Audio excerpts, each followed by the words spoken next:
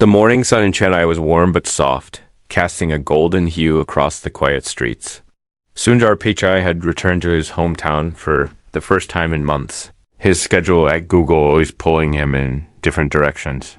Despite his global fame, Sundar preferred to keep a low profile when he came back home. He liked walking through the narrow lanes where he grew up, where the smell of fresh idalice and filter coffee lingered in the air, where life moved slower, and every corner carried a memory. He had just stepped out of a small tea stall after greeting the old owner, when his phone buzzed with an unfamiliar number. Sundar usually ignored unknown calls, but something in his gut told him to answer this. 1. The voice on the other end was low, almost casual, but there was a strange edge to it. "Hello, Sundar." "It's been a long time," the man said. "I think you remember me, Arjun." The name hit Sundar like a sudden gust of wind. Images flashed in his mind. Two boys running through dusty playgrounds, studying together under the dim light of a kerosene lamp, sharing food when there wasn't enough for both. Arjun had been his closest friend during childhood, almost like a brother. They had dreamed together, laughed together, even cried together when life felt too heavy. But Sundar hadn't heard from him in over 20 years. "Arjun? Is this really you?" Sundar asked, trying to mask the surprise in his voice. "Yes, and I need something from you," Arjun replied, his tone tightening. "Something that will be very easy for you to give, but very hard for you to refuse. I know things, Sundar. Things you wouldn't want the world to know." The words felt like ice sliding down Sundar's spine. This wasn't the reunion he had imagined. There was no warmth, no shared laughter, only a strange tension that was hard to place. Sundar took a slow breath, keeping his voice calm. "What are you talking about?" Arjun gave a short, humorless laugh. "Don't pretend, Sundar. We both know you had your struggles before you became who you are, and I have proof of something that could change how people see you. Unless you help me, I'll have no choice but to share it." For a moment, Sundar stood frozen on the side of the road, his mind trying to make sense of it. He didn't like threats, but this was more than that. This was someone from his past, someone he had once trusted completely. Speaking like a stranger, he decided not to push further on the phone. "Where are you?" he asked. "We should talk in person." "There's a cafe near the old cinema hall," Arjun said. "Be there in an hour. And Sundar, come alone." The line went dead. Sundar slipped his phone into his pocket and started walking, the streets around him suddenly feeling narrower, as if closing in.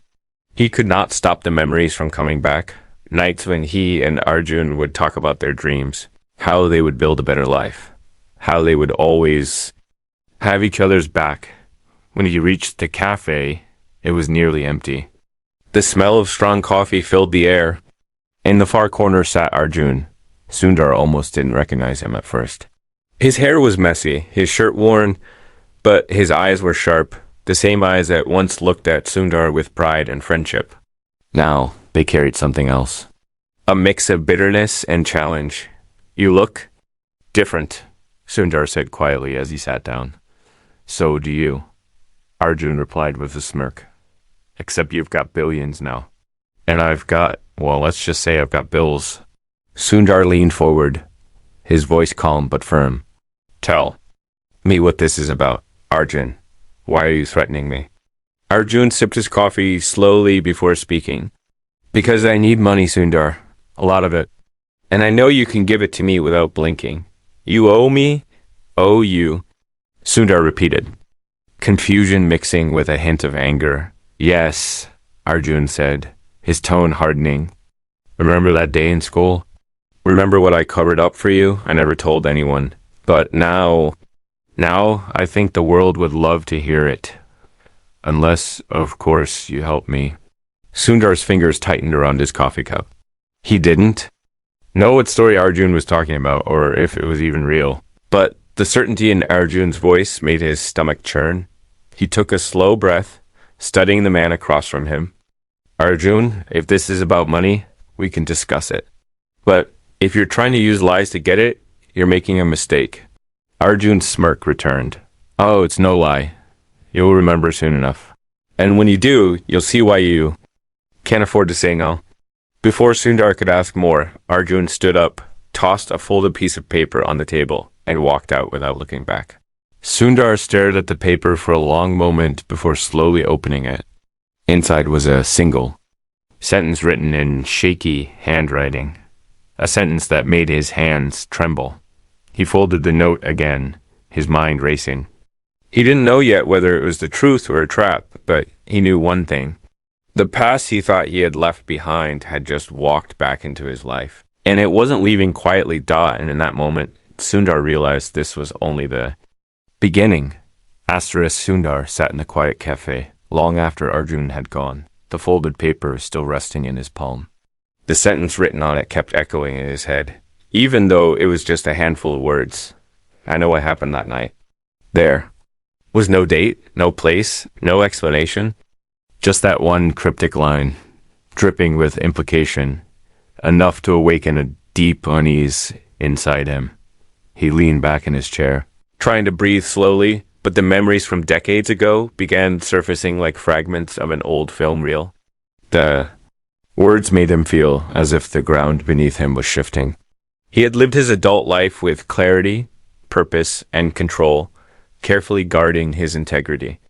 But now the thought that something from his youth, whether true or twisted, could be weaponized against him, filled him with a quiet dread. He left the cafe without finishing his coffee. Outside, the late morning traffic roared past, horns blaring and scooters weaving between cars, but Sundar felt strangely disconnected from it all. The world was moving fast, but his mind was fixed on one thing, the possibility that Arjun wasn't bluffing.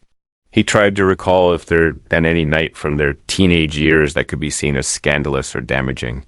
But in his mind, those years were filled with nothing more than the struggles of two boys from modest families, pushing through exams, worrying about school fees, dreaming of making something of themselves. Still, the human mind has a way of doubting its own memories when confronted with fear. What if he had forgotten something? What if Arjun had held on to a detail, a misunderstanding, a lie that could now spiral into something ugly? As he reached the corner of his old street, Sundar paused. There was a time when he and Arjun would walk this very path every day, carrying battered school bags, stopping at the little shop for sugarcane juice. They would talk about cricket scores, about the teachers they liked and the ones they feared, about their shared wish to one day travel beyond the borders of their small city. Those were simpler times. Or so Sundar had thought. Now he wondered if Arjun had always harbored something darker beneath his easy laughter. When Sundar reached his mother's house, he found her sitting on the veranda, shelling peas with her usual calm smile. She looked up when she saw him, and her eyes lit up. "Back so soon? Did you meet anyone?" she asked. He hesitated. "Just an old friend," he replied softly, not wanting to worry her. But as he stepped inside, he couldn't shake the weight pressing on his chest. He decided to call one of his oldest confidants, Rayesh, who still lived in Chennai and had known Arjun as well. Sundar dialed his number, and within minutes, Rayesh's voice crackled through the line. "Rayesh, do you remember Arjun?" Sundar asked. There was a short pause before Rayesh replied, "Of course. Haven't seen him in years, though." "Why?" "I met him today. He's threatening me, saying he knows something about me from when we were young," Sundar explained, his voice low. She sighed heavily. "I'm not surprised. He's been in some trouble these last few years. Debts, bad company. I heard he even left the city for a while to get away from some people. Maybe he thinks you're his ticket out, but what could he possibly know?" Sundar asked, frustration creeping in. "What happened that night? Whatever night he's talking about." Rayesh was silent for a moment. "Sundar, there was that one time just before our final exams. Remember when there was that incident near the old railway yard? You and Arjun came back late, both looking shaken? You never told me exactly what happened. Is that what he's hinting at?" The mention of the railway yard sent a jolt through Sundar. Yes, he remembered that night. He and Arjun had gone there because Arjun wanted to retrieve something he had hidden. But there had been shouting, a commotion, and they had run away in fear. Sundar had pushed the memory deep into the shadows of his mind, never revisiting it. Need to find out exactly what he means, Sundar said firmly. If it's about that night, I have to know what he's planning to say. That evening, Sundar received another message from an unknown number, Arjun again. Meet me tomorrow. At the bus depot, platform 7, noon. Bring what I asked for. Or the world hears everything. There was no mention of an amount, but Sundar understood that what I asked for meant money. He could easily give it, but something inside him refused to give in to blackmail. Still, if Arjun truly had something that could damage his reputation or hurt people he cared about, he had to tread carefully. The next day, Sundar arrived at the bus depot early. The air was thick with exhaust fumes and the noise of vendors calling out to passengers.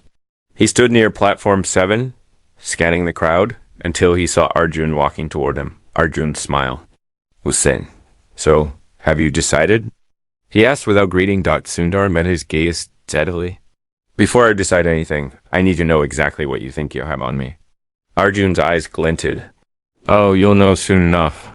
But just to refresh your memory, railway yard, summer night, final year of school. Something happened, and you and I were the only ones who saw it. I kept quiet then. But keeping quiet has cost me a lot. Now it's your turn to pay. Sundar's pulse quickened. Arjun, if you're talking about that night, nothing we did was wrong. We were just kids. Kids? Arjun said, his tone dripping with mockery. Maybe you can convince yourself of that. But I have something that will make the world think otherwise. He pulled out his phone, tapped the screen, and turned it toward Sundar. What Sundar saw made his stomach knot. It was a grainy photograph. Clearly old, showing a young Sundar standing near the railway yard, looking startled. In the background, there was a blurred figure on the ground. M-O-V-I-N-G. Before Sundar could react. Arjun slipped the phone back into his pocket. You've got 48 hours. Decide if your spotless image is worth saving. And with that, he melted into the crowd, leaving Sundar standing alone, his mind spinning with questions and a fear he hadn't felt in years. Asterisk, the image burned itself into Sundar's mind long after Arjun disappeared into the chaos of the bus depot. The photograph was blurry, but its message was clear. It was meant to make him look guilty. The background figure lying on the ground was unrecognizable, but the stillness suggested something ominous. Sundar's thoughts churned. He remembered the night faintly, but the pieces were scattered, incomplete. The railway yard, the heavy summer air, Arjun's nervous energy, the sound of someone shouting, and then running. But who was the person on the ground? And what had actually happened? He returned to his mother's home that evening, but his mind was far from the gentle routine of the house. She had made his favorite tamarind rice and was asking him about California, but he could barely taste the food. He excused himself early, retreating to his childhood bedroom, where the old ceiling fan hummed lazily overhead. He stared at the ceiling, trying to dig deeper into his memory. That night, the memory began to sharpen. He and Arjun were both 17, restless after weeks, studying. Arjun had told him he needed to go to the railway yard to pick up something he had hidden there earlier, a small metal box. Sundar had followed reluctantly, worried about being caught. The yard was quiet, save for the occasional clanking of distant trains. They had reached the far side near the freight containers when they saw someone, a man in his 30s, rummaging through a sack. There had been a sudden noise, like something falling. The man turned sharply, eyes locking onto them. His face was shadowed, but Sundar remembered the anger in his voice. Words were exchanged. He couldn't recall what, and then the man lunged toward Arjun. Sundar had stepped in instinctively, but in the scuffle, the man tripped on a loose rail and fell hard. It all happened so quickly. They froze. The man wasn't moving, though Sundar thought he heard a faint groan. Arjun had panicked first, grabbing Sundar's arm. We need to leave now. And they had run, their hearts pounding, not looking back. In the present, Sundar sat up in bed, his breathing shallow. He didn't know what happened to that man after they fled. Maybe he was fine. Maybe he wasn't. Arjun had insisted at the time that they'd tell no one. And now, 2 decades later, the incident had returned like a shadow stretching across the years. The next morning, Sundar decided to search for answers himself. He went to the local railway records office, using his name and reputation to gain access to old incident reports. The clerk, a thin man with glasses, shuffled through dusty files before, handing over a stack. Sundar flipped through them until one page made his fingers still dot incident report. June 1990. Unidentified male found unconscious near freight area of Chennai railway yard. Minor head injury, treated at government hospital. No foul play suspected. Relief washed over him. The man hadn't died. There was no police case against them. But then his relief was tempered by another thought. If there was no serious crime, why was Arjun blackmailing him? He copied the report and left, the paper tucked safely in his pocket. On his way out, an older station guard recognized him. "You used to come here as a boy," the guard said with a smile. "I remember you and that other boy, Arjun. You two were always getting into small adventures." Sundar smiled politely, but before he could leave, the guard's expression changed slightly. "You know, that man from that night, he came back a few times looking for you boys. Never found you. He seemed upset. I think he wanted to talk." This revelation unsettled Sundar. If the man had wanted to speak with them, why hadn't Arjun told him? What had Arjun been hiding all these years? Determined to find out, Sundar decided he would track down the man from that night. The hospital records might have his details. But before he could start that search, his phone buzzed. Another message from Arjun. "This is your final warning. Midnight tomorrow. The old pier. Bring the money." The old pier was a desolate stretch by the coast, quiet at night except for the waves. Sundar knew it was risky to meet Arjun there alone, but part of him wanted the confrontation. This wasn't just about the photograph anymore. It was about the truth. That night, unable to sleep, Sundar sat by the veranda with a notebook, jotting down every detail he could remember from that summer. He wrote about the walk to the railway yard, the man's voice, the fall, Arjun's panic. And as he wrote, another memory surfaced, something he had nearly forgotten. After they had run from the yard, Arjun had stopped under a streetlight, opened the metal box he had retrieved, and inside were not personal items, but a thick stack of money and a gold chain. Sundar had been shocked. "Where did you get that?" he had asked. Arjun had avoided the question, saying only, "It's not important. Let's just get home." Back in the present, Sundar's eyes widened. What if that man at the railway yard hadn't just been a random stranger? What if he had been looking for what was in that box? And what if Arjun had stolen it? The possibility made his chest tighten. If Arjun had done something wrong back then, this entire blackmail could be a way to keep Sundar quiet, to make sure the real story never surfaced. The next evening, as the sun dipped below the horizon, Sundar walked to the old pier. The air was salty, the wooden planks creaking under his steps. He could see a figure in the distance, Arjun standing with his hands in his pockets, looking out at the dark water. "You came," Arjun said without turning. "I came for answers," Sundar replied, stepping closer. Arjun finally faced him, the dim light from a nearby lamppost casting shadows on his face. "Then let's make this simple," he said. "Give me what I want and I disappear. No one ever knows about the photograph. No one ever asks questions." Sundar studied him for a long moment. "And if I don't?" Arjun's smile was cold. "Then I tell the world everything. And trust me, I can make them believe the worst." The waves crashed below, and for a long moment, the only sound was the water and the distant call of a night bird. Sundar's pulse was steady now. He had found the railway report. He had a growing suspicion of the truth. And he realized that the next move could change everything. Not just for him, but for Arjun too. He reached into his pocket, but not for money. Instead, he pulled out the folded report and held it up. "Before you try to destroy me, Arjun," Sundar said quietly, "you should know I've already found out what really happened that night. Arjun's eyes narrowed, his body stiffening. What are you talking about? Sundar stepped forward, holding the paper just out of reach.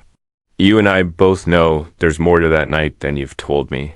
And now, I'm ready to hear the truth from you. Arjun's face twitched, his jaw tightening, and in that small flicker, Sundar knew he had hit a nerve. Asterisk, the night air around the pier seemed to thicken after Sundar's words. The waves that had sounded calm moments ago now felt heavier, like they were echoing the tension between them. Arjun's eyes darted from the paper in Sundar's hand to his face, and there was something there, not just anger, but fear. It was subtle, buried beneath his practiced smirk. But Sundar caught it. You think you know something? Arjun said finally, his tone low, but edged with bitterness. But you don't know the whole story. You never did. Then tell me, Sundar replied firmly. Because according to this, he tapped a folded report. The man from that night didn't die. He had a minor injury and was treated at the hospital. No foul play, no police case. So, if he was fine, what are you holding over me? Why this photo? Why now? Arjun gave a short, humorless laugh, but his voice wavered. Funny, isn't it? You think because a piece of paper says something that's the truth? You've been in boardrooms too long, Sundar. The real world doesn't always match the official version. Sundar's grip on the report tightened. Then what's the real version? Arjun looked away, staring at the black water below. The man in that yard wasn't some random stranger. He was looking for me in that box I took that night. It wasn't mine. It was his. I took it because I needed it.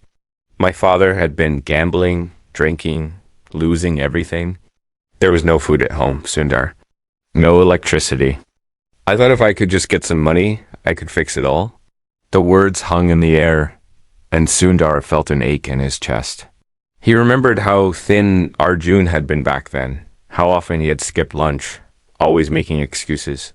Sundar had believed those excuses that he wasn't hungry, that he had already eaten. Arjun continued, his voice quieter now. I found out that man was carrying a stash in that box. I planned it for days.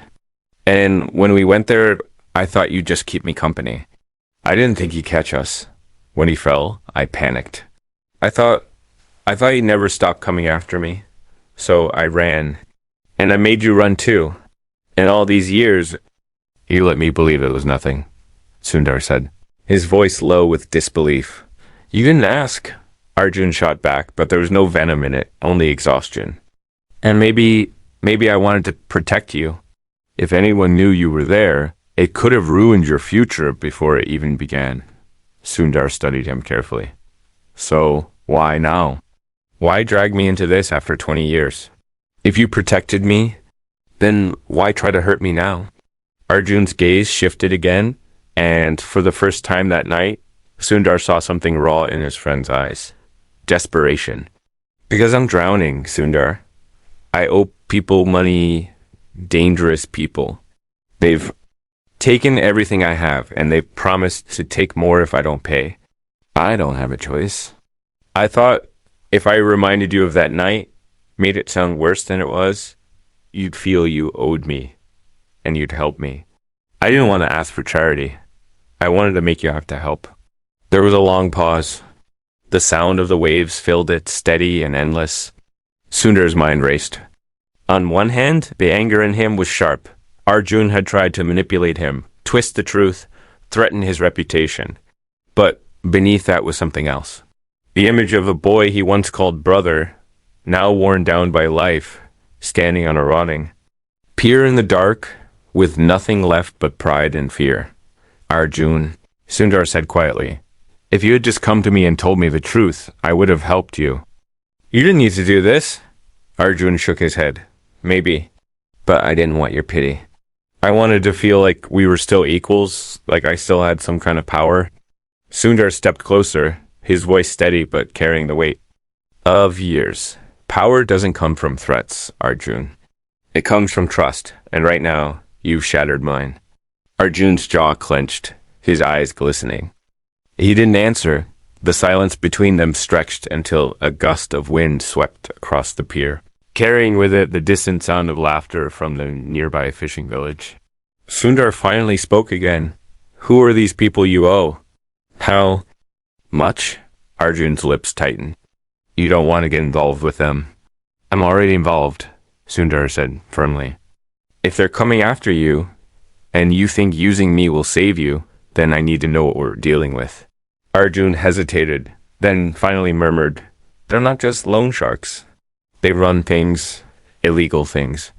I borrowed from them to try and start over, but it went bad fast. I can't pay them back. How much? Sundar pressed. 50 lakh, Arjun said, barely above a whisper. Sundar exhaled slowly. It wasn't an impossible sum for him, but it wasn't just about the money. It was about what paying it would. About what it would signal to Arjun, to these people, and maybe even to himself. Before he could respond, a noise behind them made both men turn sharply. From the shadows at the start of the pier, 3 figures were approaching. Their steps were slow, deliberate, and the way they moved made it clear. They weren't here for a casual stroll. Arjun's face went pale. It's them, he whispered. Sundar glanced at him, then back at the approaching men. The waves crashed harder now, as if the ocean itself sensed the storm about to hit. The 3 men closed in with an unsettling calm, their silhouettes growing sharper under the weak glow of the pier's lone street lamp. They were dressed in simple clothes, jeans, untucked shirts, but the way they carried themselves radiated menace. One of them, the tallest, had a faint limp, yet every step seemed calculated, deliberate. The second had a thick beard and eyes that scanned like a predator measuring distance to its prey. The third was the youngest, his face unlined but cold, and in his hand, he twirled a worn steel chain with slow precision. As though he wanted them to hear the faint metallic clink in the night air, Arjun instinctively stepped back, his shoulders brushing against Sundar's. Don't say anything, he muttered under his breath. His voice had lost all of its earlier defiance. Now it was threaded with fear. The kind that doesn't leave room for pride. The tallest man stopped a few feet away, tilting his head slightly. So this is your friend, Arjun, he said, his voice deep, carrying the kind of slow cruelty that made the hair on the back of Sundar's neck stand up. The big man from America? Arjun opened his mouth, but Sundar placed a subtle hand on his arm, silently taking control.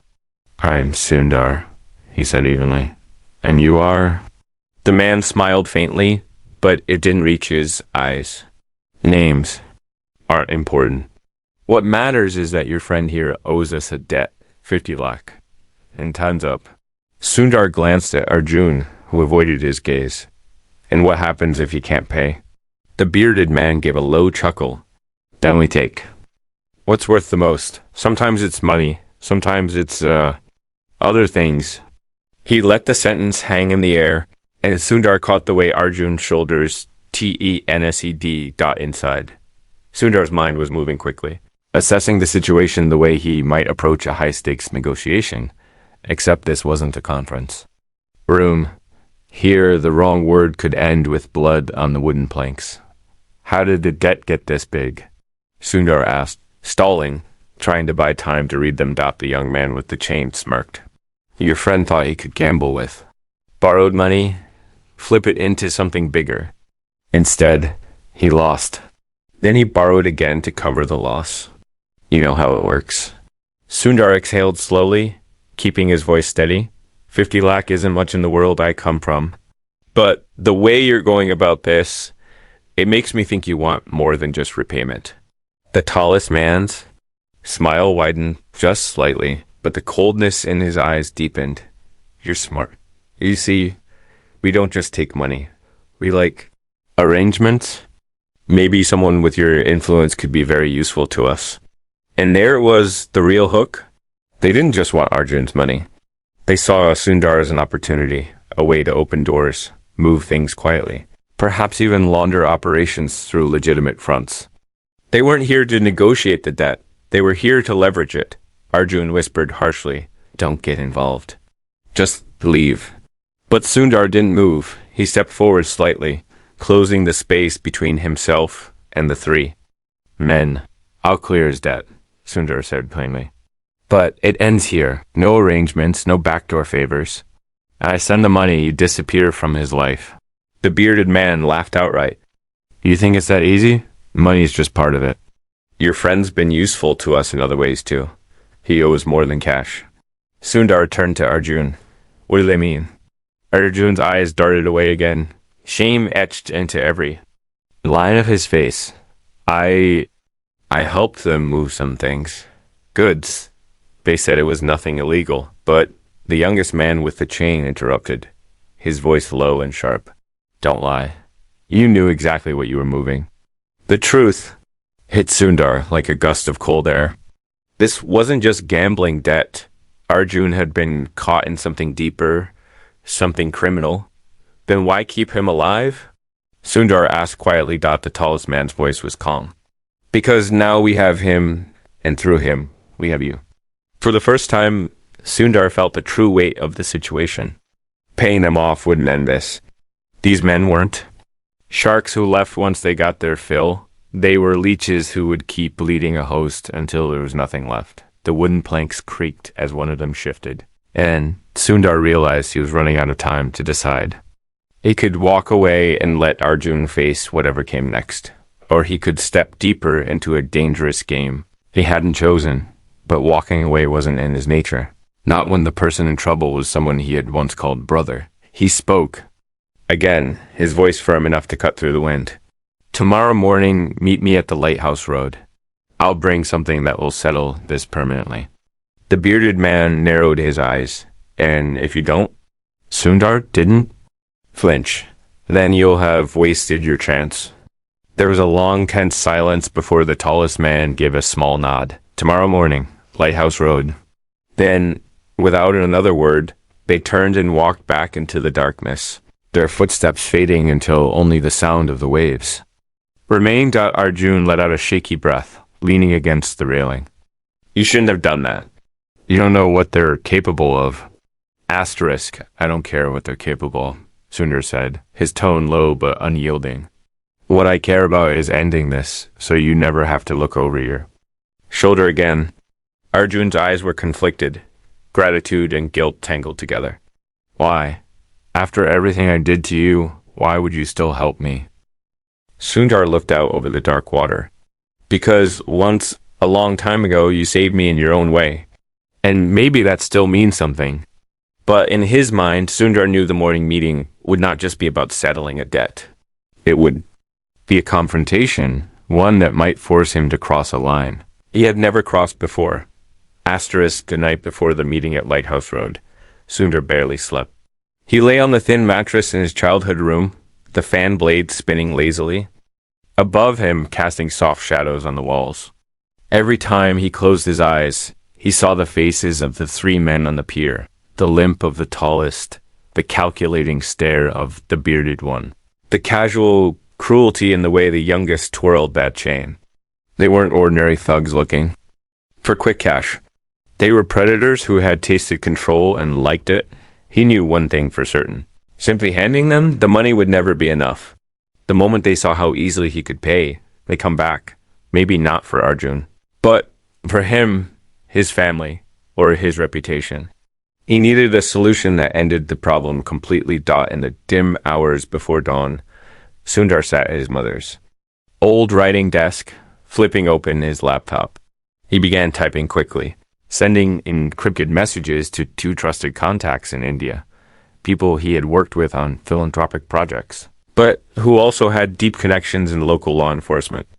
He explained the situation in precise terms, leaving out none of the danger. His request was simple but bold. He wanted an untraceable police operation staged at Lighthouse Road, one that would catch the men red-handed with evidence of their crimes. By the time the first pale light of morning touched the horizon, Sundar had a plan. He stuffed a slim black briefcase with neatly stacked bundles of real cash.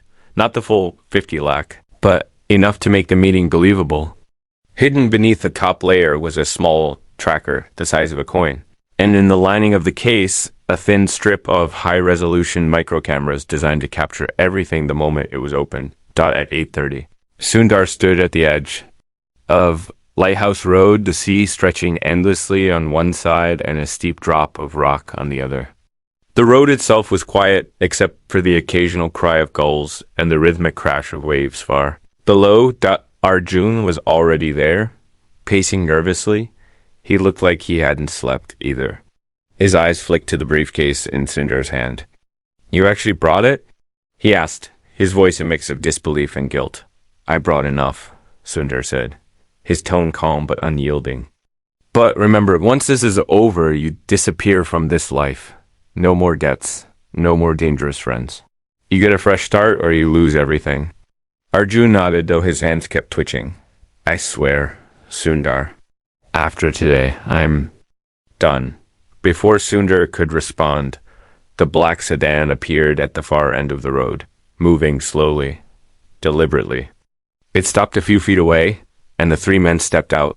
Just as he remembered them from the pier, the tallest approached first, his limp more pronounced in daylight. "On time," he said with a faint smile. "I like that." His eyes dropped to the briefcase. "Let's see it." Sundar didn't move immediately. "First, we agree this ends today. No more contact with him. No more demands."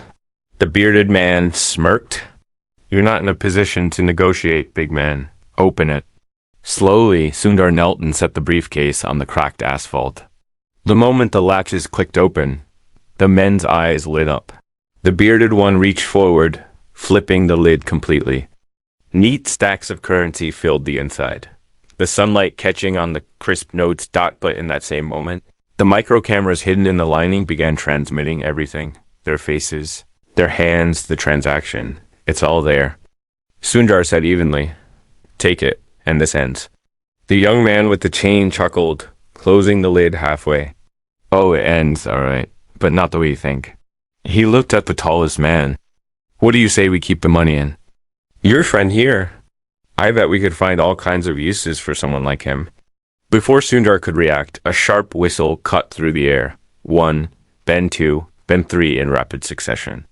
From the edges of the road and the rocky slope above, plainclothes officers emerged, weapons drawn but aimed low, their movements precise. "Drop the case," one officer barked.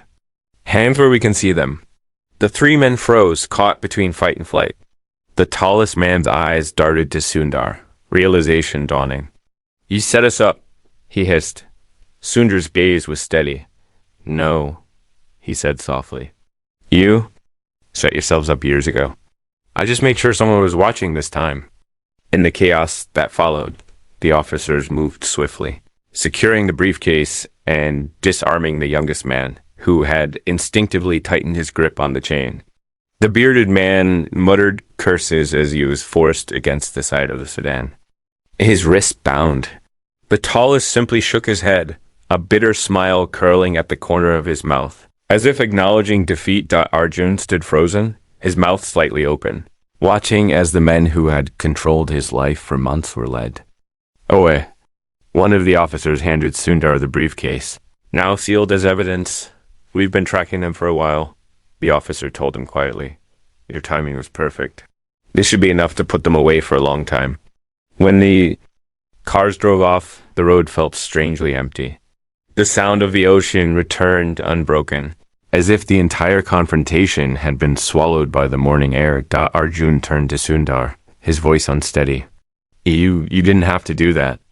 You could have just paid them and walked away." Sundar looked at him for a long moment. "Walking away doesn't solve anything, Arjun. It only leaves the door open for them to come back. I wasn't going to let them hold you, or me, hostage forever." Arjun swallowed hard. "I don't know how to thank you."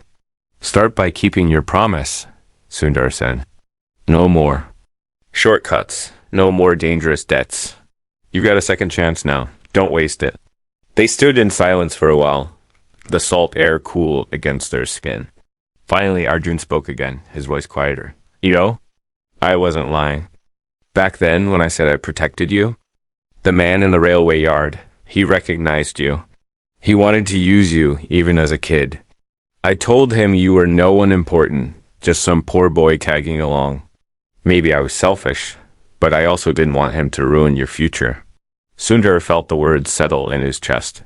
For all the lies and manipulation that had followed, there had been a moment, however small, when Arjun had chosen him over himself. Maybe we both did some protecting, Sundar said softly. And maybe that's why, after all these years, I couldn't let you fall alone.